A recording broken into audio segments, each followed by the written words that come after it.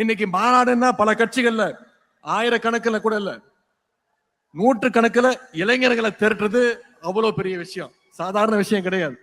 ஆனா நம்முடைய கழகத்துல மட்டும்தான் இளைஞரணி நிர்வாகிகளையே கிட்டத்தட்ட ஒரு மாநாடு போல நாம இங்க கூட்டியிருக்கிறோம். இந்தியாவிலேயே வேற எந்த இயக்கமும் செய்யாத சாதனையை நாம செஞ்சு காட்டியிருக்கின்றோம். இது ஏதோ கணக்கு காட்டுவதற்காக கூட்டப்பட்ட கூட்டம் கிடையாது. நம்முடைய எதிரிகள் போடுகின்ற தப்பு கணக்க சுக்குநூறாக உடைக்கின்ற கூட்டம் இங்க வந்திருக்கக்கூடிய இளைஞரணி கூட்டம், கொள்கை கூட்டம். பொதுவா இளைஞர்கள் அதிகமா கூடுனா அவங்களை கட்டுப்படுத்த முடியாது, கட்டுப்பாடு இருக்காது அப்படின்ற ஒரு பிம்பம் இப்ப வந்திருக்கு.